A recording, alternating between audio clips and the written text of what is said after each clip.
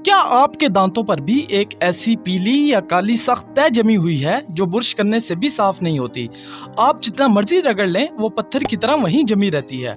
और सच्ची बात तो ये है कि इसकी वजह से मुंह से बदबू आने लगती है और किसी के पास बैठकर बात करते हुए भी शर्म महसूस होती है। अगर हाँ तो आप अकेले नहीं हैं। YouTube पर रोज लाखों लोग यही सर्च करते हैं कि दांतों का टाटर कैसे हटाएं। लोग इंटरनेट के महंगे और नकली नुस्खे देकर थक चुके हैं, लेकिन आज एक फार्मेसी कंसल्टेंट होने के नाते मैं आपको वो साइंसी और घरेलू तरीका बताऊंगा जिससे ये पत्थर जैसा टाटर नरम होकर साफ हो जाएगा।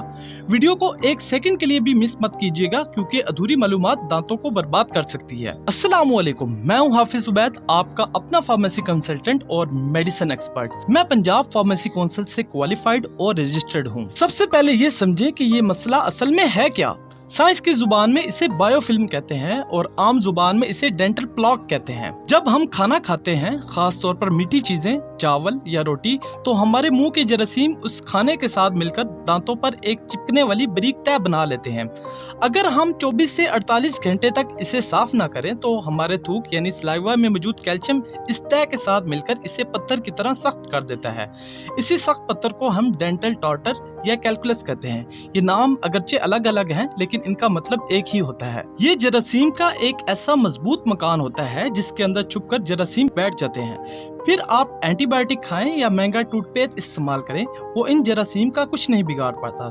नतीजा, मसूड़े कमजोर होने लगते हैं, खून आता है और दांत हिलने लगते हैं। अब आते हैं इसके इलाज की तरफ। इंटरनेट पर लोग कहते हैं कि नींबू का रस या तेजाब दांतों पर रगड़ें। खबरदार, ऐसा हरगिज मत करना।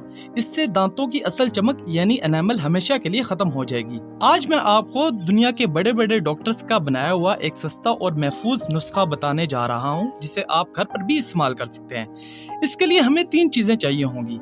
बेकिंग सोडा यानी मीठा सोडा, सिर्फ 1/4 चम्मच। ये मुंह के तेजाबी माहौल को खत्म करता है और जरासीम के मकान यानी बायोफिल्म को तोड़ता है। हाइड्रोजन परऑक्साइड फूड ग्रेड 3%, सिर्फ 1/4 चम्मच। ये मेडिकल स्टोर से बआसानी मिल जाता है। ये मुंह के जरासीमों को जड़ से खत्म करता है। पानी आधा कप। इस्तेमाल का तरीका गौर से सुनें। पानी में इन दोनों चीजों को अच्छी तरह मिक्स कर लें। पहले अपने आम टूथपेस्ट से, जिसे आप रोज ब्रश करते हैं, वैसे ब्रश कर लें। इसके बाद इस तैयार करदा पानी में अपने ब्रश को डुबोएं और हल्के हाथों से गोल दायरे में यानी सर्कुलर मोशन में अपने दांतों पर 1 से 2 मिनट ब्रश करें। याद रहे, जोर से नहीं रगड़ना।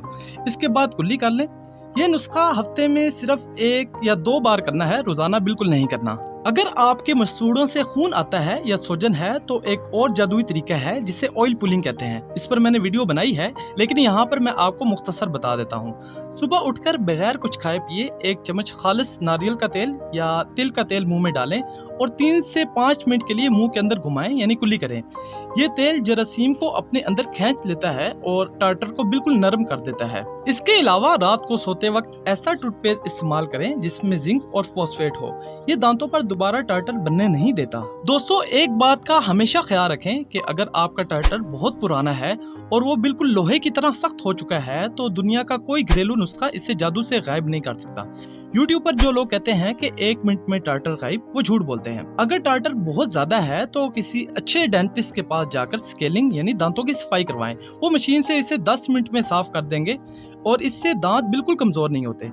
ये जो नुस्खे मैंने आपको बताए हैं, ये इब्तदाई टार्टर को खत्म करने और इसे दोबारा बनने से रोकने के लिए कारआमद है। अगर आपको लगता है कि आज की इस वीडियो से आपको कुछ सच्ची और मुफीद मालूमात मिली है तो वीडियो को लाइक कर दें और अपने फैमिली मेंबर्स के साथ लाजमी शेयर करें ताकि वो भी किसी नुकसान से बच सके। चैनल को सब्सक्राइब करना मत भूलिएगा। मिलते हैं अगली वीडियो में। खुदा हाफिज।